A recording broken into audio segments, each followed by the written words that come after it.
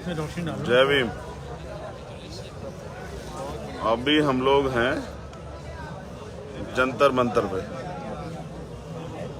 और समय लगभग 7 बज गए हैं। जंतर मंतर पे हम क्यों हैं ये तो पूरे दिन से आपको सोशल मीडिया से पता लग ही गया होगा कि हम लोग जंतर मंतर पे क्यों हैं। एसएससी जीडी के बच्चे जो हैं आंदोलन कर रहे हैं, 11 महीने हो गए। बहनें भी हैं, भाई भी हैं, बहुत सारे नौजवान हैं। असम की बच्चियां हैं, छत्तीसगढ़ की हैं, झारखंड की हैं, उड़ीसा की हैं, बिहार की हैं, यूपी की हैं, दिल्ली की भी। तो मैं देश के किसी भी कोने में जाता हूं, चाहे वो कोई भी प्रदेश हो, लेकिन समस्या युवाओं के लिए एक ही जगह है, एक जैसी है और एक ही समस्या है, बेरोजगारी। और कुछ लोग सही भी कहे, बेरोजगारी मुझे लगता है कि कोई बड़ा मुद्दा नहीं है। अगर नौजवानों के लिए बेरोजगारी बड़ा मुद्दा होता तो वो इस पर लड़ते। अब ये बच्चे 11 महीने से बैठे हैं, सरकार इनको सुनना नहीं चाहती। अब ये अपनी पीड़ा कहें किससे? अपने देश के गृह मंत्री से, प्राइम मिनिस्टर से, रक्षा मंत्री से, या किसी और? अब ये एक ट्विटर हैशटैग में चला रहे हैं। देखिए, मैं आपको दिखाता हूं मेरे आसपास क्या माहौल है।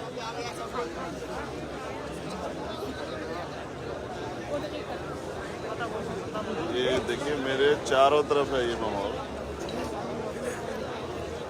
आज मैं जो है कैमरा मैन ही बना हुआ हूँ। हमारे आसपास दिल्ली पुलिस को पहरा दे रही है। तो बड़ी संख्या में नौजवान हैं जो तय करके आए कि वो वर्दी लिए बगैर जाएगा नहीं।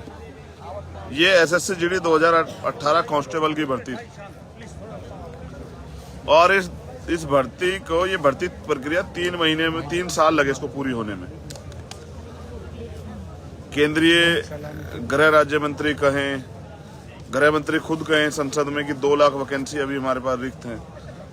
लगभग 54,000 बच्चे जो मेडिकल फिट हैं, यानी कि उन्होंने पहले रिटर्न का एग्जाम पास किया, फिर फिजिकल पास किया और फिर उसके बाद मेडिकल, यानी कि तीनों प्रक्रिया से गुजर के वो पास आउट है। बस जरूरत है उनको नियुक्ति लेटर देने की और उनको ट्रेनिंग सेंटर भेजने की। लेकिन ये सरकार देना नहीं चाहती, इसलिए वो लोग यहाँ लड़ रहे हैं। आज सुबह से हम लोग शामिल हैं, उम्मीद कर रहे हैं कि इनकी मांग पे गवर्नमेंट कोई ठोस कदम उठाए और इनको रोजगार मिले। कुछ बहनें ऐसी हैं जिनके 13 महीने का बच्चा है, 14 महीने के बच्चे हैं, 3 साल के बच्चे हैं और बहुत सारी परेशानियां हैं उनकी। कुछ ऐसी बहनें जो अनमैरिड भी हैं, कुछ बच्चियों के बहनों के परिवार, माँ भी आई हुई है, पिताजी भी आए हुए हैं, कुछ के भाई आए हुए हैं साथ में। देश के युवा जो देश की रीढ़ है उसको कमजोर क्यों किया जा रहा है? क्या ये कोई साजिश है? या फिर कमजोर इसलिए किया जा रहा है कि देश का युवा जो है उसका चुनावी लाभ धर्म के रूप में भटका के लिया जाए? तो मैं यहाँ हूँ और देश में रहने वाले सभी नौजवानों से अपील करता हूँ कि युवा जो 60% आबादी, वो अपने हक की लड़ाई लड़ना सीखे। कब तक हम इस देश में जाति, धर्म, मजहब, इन सब चीज़ों में भटके देश की तरक्की से दूर रहेंगे और अपने अपने जो योगदान है देश के प्रति, उसको कब तक हम उससे दूरी बना के रखेंगे, ये हमें सोचना पड़ेगा। अभी आंदोलन जारी है। हमारा जो डेलीगेशन है वो बात कर रहा है पुलिस प्रशासन के लोगों से कि गृह मंत्री जी इस पर ठोस निर्णय लें, क्योंकि मैं समझता हूँ संवाद अगर जो होगा तभी कुछ हल निकलेगा। और संवाद इसलिए भी जरूरी है क्योंकि हमने पिछला आंदोलन देखा किसानों का, तो उनका संवाद हुआ बार बार, तो तब जाके कहीं एक बात पे आके वो सोल्यूशन निकला। ये भी 11 महीने से आंदोलन दे रहे हैं, लेकिन देश में आप कहीं भी जाएंगे, चाहे 69,000 शिक्षक भर्ती के बच्चों या कहीं भी, वहाँ ऐसे ही कुछ ना कुछ आंदोलन चल रहे हैं युवाओं के और सरकार सुनना नहीं चाहती। मैं तो इनसे ये अपील करूंगा कि एक दिन के आंदोलन सरकार शायद ना सुने तो आपको मजबूती से अपने आंदोलन चलाना चाहिए और मेरा समर्थन इनको तब तक रहेगा जब तक ये जीतते नहीं।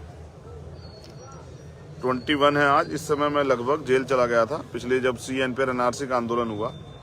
निर्दोष होते सरकार ने मुझे जेल भेजा। मैं तो आज भी मन बना गया, कपड़े साथ लाया हूँ कि गर्म कपड़े वहाँ जरूरत होती है। अगर जेल भेजती है सरकार तो गर्म कपड़े कम से कम रहने चाहिए भाई। अगर जीवित रहेंगे तभी तो लड़ेंगे ना। हम अपना काम करेंगे, लेकिन हमने जो वादा नौजवानों से किया है उस पर हम लोग खरे उतरने का प्रयास करेंगे। और युवा होने के नाते मैं बेरोजगारी का दर्द और दम समझता हूँ और मैं उनके साथ। देखते हैं आगे क्या होता है। आपको ट्विटर के माध्यम से या फिर सोशल मीडिया के माध्यम से, क्योंकि मेन स्ट्रीम मीडिया तो नहीं दिखाएगा। 10-20 गायें अगर आ जाती और गायें भी अपना गर्दन हिला देती, शायद मीडिया दिखा देता है गायें अपना अधिकार मांग रही है।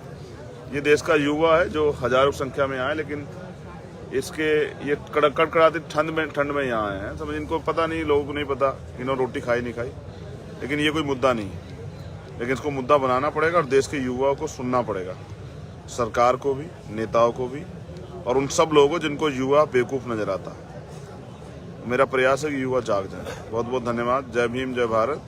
और मैं दिल्ली की टीम का बहुत धन्यवाद देता हूँ। उन्होंने बहुत संघर्ष किया, उन्होंने बड़ी संख्या में लोग जुटाए, और मैं उम्मीद करूँगा आगे भी इस आंदोलन को मदद करवाने में वो अपने समर्थन आंदोलन को मजबूती से चलाएं।